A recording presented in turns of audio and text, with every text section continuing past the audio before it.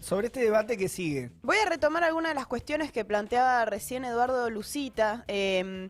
Plantea justamente no hay grieta en el gobierno y la oposición de derecha para firmar un acuerdo con el FMI. Digamos que están discutiendo los pormenores respecto de algún que otro condicionamiento o los plazos, pero en términos generales no hay grietas para llegar a ese acuerdo. Quería plantearte, Leo, 5 claves de por qué la izquierda propone un desconocimiento soberano de la deuda y rechazar al FMI del país, echar al FMI del país, más que nada porque se trata de un eje central de lo que viene de acá, por lo menos a los próximos, no ya 2 años hasta el 2023, como están especulando todos para las elecciones presidenciales, sino a los próximos por lo menos 10 años de lo que nos espera de la mano del Fondo del País. Número 1. Ahí vamos a tener la placa. La deuda se paga con el hambre del pueblo. Esta es la primera clave en donde muchos dicen, bueno, pero ¿qué tiene que ver toda esta discusión de la deuda con nuestro bolsillo? ¿Qué tiene que ver? Tiene que ver todo, porque cada dólar que se paga al FMI y a los fondos externos significa mayor atraso productivo y este hundimiento en la pobreza. Desde el día 1 de la orientación económica del gobierno de Fernández, toda la economía estuvo en función de negociar y pagar la deuda. En el caso del FMI, la estrategia de Guzmán fue siempre negociar, o sea, negociar las condiciones para devolver el préstamo de 44.500 millones de dólares que tomó Macri, y esto implica, en el mientras tanto, haber ido pagando todos los vencimientos de capital e intereses e incluso la membresía al FMI, que tampoco es gratis, hay que pagarla. La cuota, digamos. La cuota que se llevó hasta el momento, no es que no se desembolsó nada, se llevó 4.600 millones de dólares y se espera que, ya Guzmán afirmó que en diciembre van a desembolsar los otros 1.900 millones en vencimientos. O sea, de todo lo que se pagó hasta ahora, sin contar este último de diciembre, equivale a la construcción de 131.000 viviendas, que hoy es uno de los déficits estructurales que más preocupa a la población, o por lo menos haber otorgado un bono, un ingreso de emergencia de 50.000 pesos, no 10.000 pesos, 50.000 pesos para más de 9 millones de personas. Es decir, medidas concretas que este año se eliminaron del radar de la política pública. Entonces, es innegable que la deuda y la deuda con el fondo implicó un ajuste que se hizo sobre los jubilados, sobre el déficit fiscal, sobre las jubilaciones, pero no solo para liberar fondos para realizar esos pagos, sino para sentarse a negociar, porque el fondo dice, nosotros no tenemos ningún ajuste, no, ningún acuerdo, lo que está haciendo el gobierno es la decisión del gobierno, pero ya sabemos que Guzmán hizo ese fuerte ajuste, como denunció la propia vicepresidenta Cristina, para sentarse a negociar con el fondo, o sea, el fondo está omnipresente. Clave número 1, la deuda siempre se paga con el hambre del pueblo y no es posible esta compatibilidad entre seguir pagando la deuda y que no sea a costa de un mayor empobrecimiento. Clave número 2. Clave número 2. ¿Por qué un desconocimiento soberano? Porque el FMI es contrario a soberanía y sustentabilidad. ¿Vieron que ahora dicen, bueno, queremos llegar a un acuerdo sustentable, ¿no? Una palabra un muy acuerdo de moda. soberano. Una palabra muy de moda. Ahora sustentable es todo, ¿viste? Y hasta al FMI le tocó la sustentabilidad. Claro, se puede llegar a un acuerdo sustentable y Guzmán dijo en esta charla que hablábamos el otro día de que su principal principio es el de la soberanía, pero ahí viene la segunda clave, porque muchos lo que te dicen es, a ver, obviamente cada dólar, lo que decíamos antes, cada dólar que va al fondo no va a vivienda, salud, educación, eso es claro, son recursos que se van, pero te dicen, si vos no pagas la deuda vas a dejar de poder tomar más deuda, vas a dejar de tomar crédito, y si no tomamos crédito el país se hunde. Acá hay una ilusión de que es posible, y esta ilusión es la que mantiene el gobierno cuando dice se puede llegar a un acuerdo soberano, sustentable, de que es posible mantener una relación armoniosa con el capital financiero donde vos vayas pagando vencimientos y vayas tomando crédito, ¿no? Como si uno pudiese mantenerse en ese endeudamiento sin que afecte el crecimiento del país. Ahora bien, este financiamiento, ese crédito, ¿a dónde fue? ¿Para qué se usa? Casi, o sea, ningún dólar se usó para infraestructura o gasto social, ¿no? Se usó básicamente para mantener el circuito de esta deuda, ¿no? En mantenernos en este círculo vicioso, en donde pagar como fue la estrategia del kirchnerismo, por ejemplo, de ser pagadores seriales, donde pagaron 200.000 millones de dólares, no nos sacó de ese círculo vicioso, sino que nos llevó a un nuevo ciclo de endeudamiento. O sea, es parte de esa lógica, el pagar para volver a endeudarse y llegar a estas crisis de deuda donde aprovechan para imponer sus condiciones. Y la pregunta en última instancia, ¿por qué hubo que llamar al FMI? ¿Por qué Macri tuvo que llamar al FMI si el problema es que necesitamos otro tipo de financiamiento, ¿no? Y si está planteado eso. O sea, si no llegaba el financiamiento de tipo privado y todo, ir a la búsqueda del FMI para intentar resolver ese problema. O sea, incluso previo a la deuda del macrismo ya estaba el problema de que no llegaba mucho, de que no había mucho crédito, ¿no? para Argentina. Claro, es un círculo vicioso en donde aparece a veces el déficit fiscal, a veces la especulación financiera como los motores que están detrás, depende de quién lo lea, pero en última instancia lo que hay de fondo es esta necesidad recurrente de dólares que tiene que ver justamente con pagar deudas pasadas y con, vos decías, el FMI, Macri lo reconoció, vino para rescatar a los acreedores externos.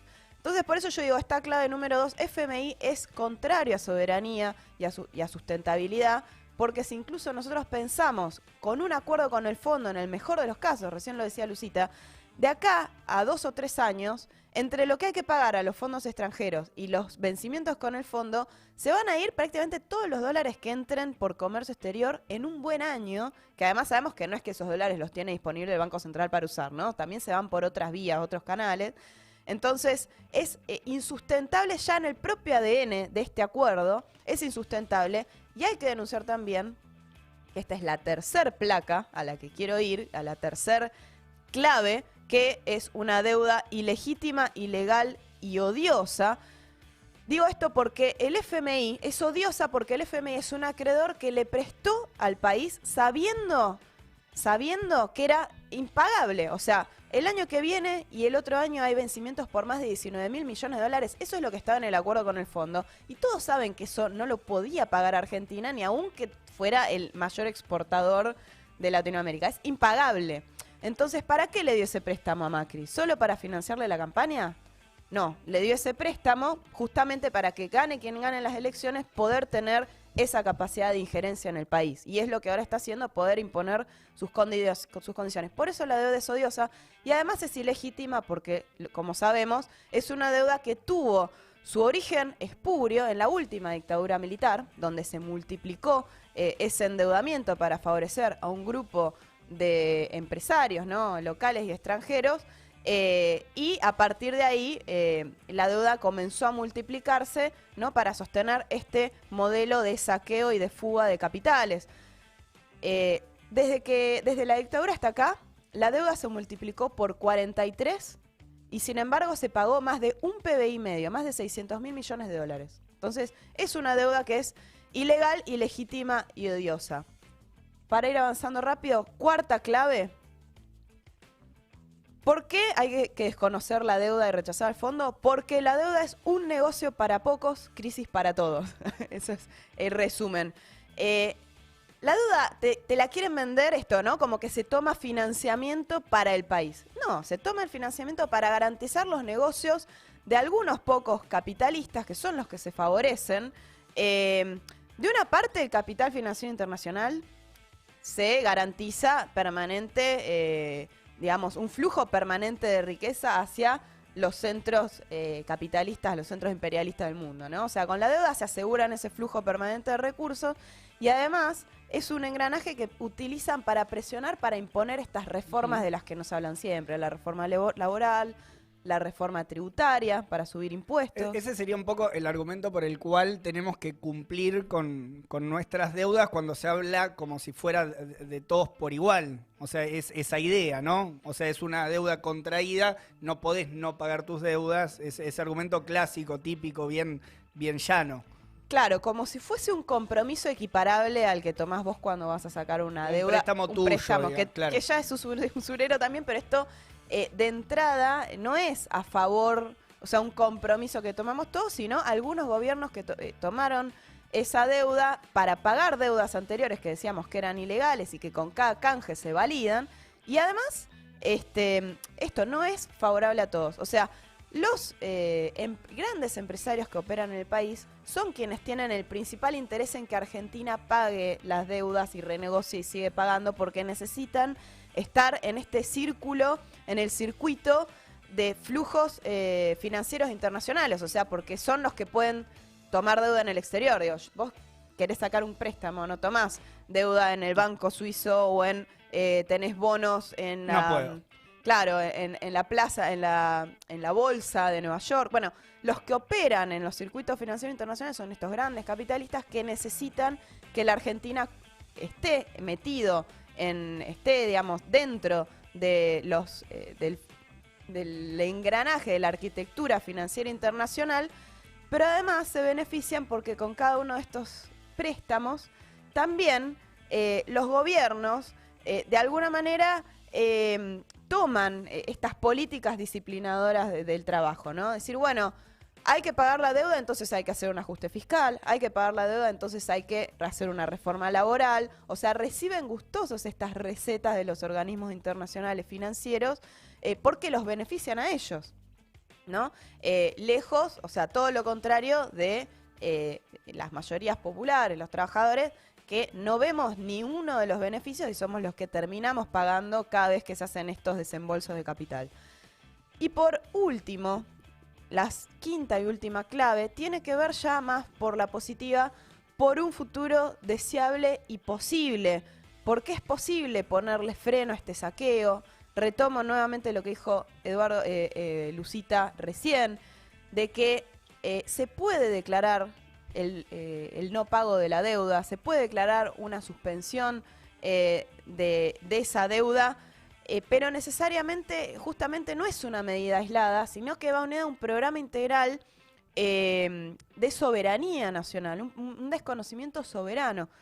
Y muchas veces te atemorizan, dicen, no se puede desconocer la deuda, no se puede no pagar, porque si no va a venir la peor de las catástrofes, va a venir la devaluación, va a venir la fuga de capitales, no nos van a prestar más dinero, ¿no? Como que se pone por delante las propias presiones que hacen estos grupos, como están haciendo ahora, por ejemplo, con el dólar o con la inflación.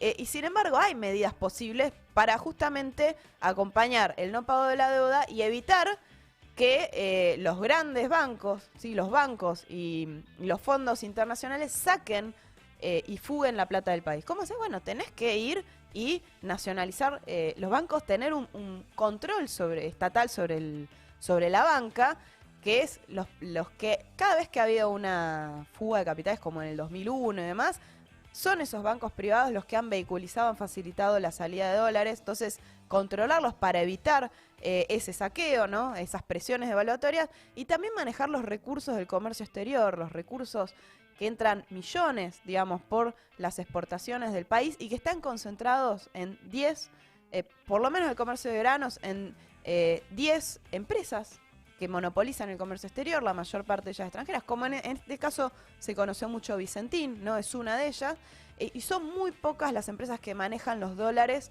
que entran, y por eso también hablamos de tener un monopolio del Estado de ese comercio exterior. Entonces, el no pago de la deuda es posible, y es posible para pensar un futuro deseable, para tener una perspectiva para toda la juventud, ¿no? Que ve cómo cuando llega jubilado van a tener una jubilación de miseria porque es donde mayormente se ajusta, para que piense que puede tener un trabajo no precarizado, ¿no? Un trabajo que le permita tener sus expectativas, sus proyectos de desarrollo. Bueno, todo esto implica necesariamente ponerle un freno a la deuda con el Fondo Monetario Internacional, y me parecía clave dejar este mensaje. Es incompatible pagar la deuda y al mismo tiempo no aplicar un ajuste, como ya quedó demostrado, y como se espera un acuerdo con el fondo es todavía aún peor de lo que vimos hasta acá. Ahí están las 5 claves de Lucía Ortega respecto del